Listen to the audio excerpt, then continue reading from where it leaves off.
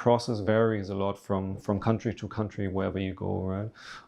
Which makes it difficult for startups and makes it very, very important for startups as well to focus on one market, focus on one category or niche in that specific market. And once you have tackled that, and once you have proven that your business model can work in that niche, in that particular market, then you may think about venturing out to other markets, but don't do it before, because you only have so many resources in the beginning.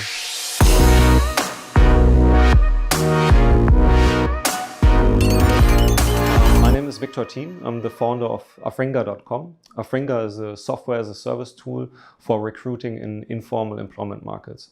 So what do we basically do? We help companies that receive up to 800 to 1,000 job applications, mostly via email. And it's not done with that. They even receive, you can count ×2, because they receive the CVs and the cover letters, right? And in many informal markets, you have a lot of very young people, especially on the African continent. You have the youngest population around the world with only 20 years old, right? The problem with that group of people is that few of them have a lot of working experience, few of them have a lot of qualifications and skills, right? But what they all share is an attitude, a willingness to learn, a motivation, a personality, right? But the problem is, current recruiting solutions, software solutions, they're not really designed to show that attitude to the hiring managers inside the companies, right? So what we did is we developed a solution where we moved the part of the attitude, which usually comes very late in the phone interview or the face-to-face meeting, we moved it to the very beginning of the recruiting process. So we introduced short videos instead of more written text and so on and so forth. We replaced cover letters with cover videos.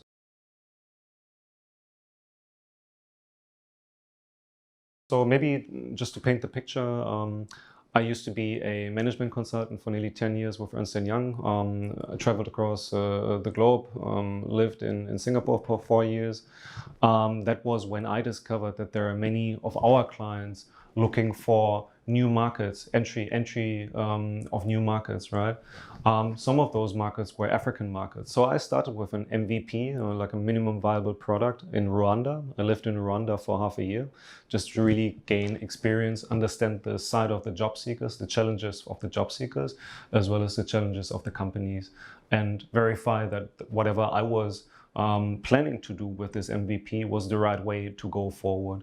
So we started in Rwanda, proved our hypothesis, and then continued to venture into Kenya and into Tanzania.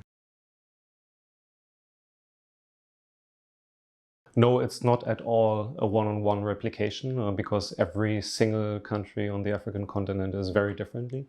You have 54 different countries across Africa. You have 1.3 billion people, of which 680 million are in the so-called the working age population, the people between 15 and 65, right?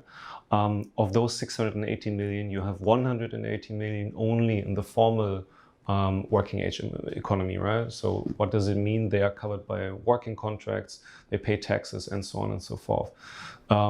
The remaining 500 million people, they are in the so-called informal working economy, which means that could be people, you know, selling food at the streets, and right. So the big challenge is that considering that, in every African country, you would have a bit of a different perspective. So you can't just go from country to country and copy and paste, and no, it doesn't work. And we experienced that. We tried that in the beginning, but then quickly noticed that that's not a feasible approach going forward. So once we made sure that we had a steady growth in Rwanda, we went to Kenya. We're traveling a lot, talking to a lot of different clients, to job seekers, understanding the process also from the you know, recruiting perspective, the headhunter perspective, and understood that this varies a lot.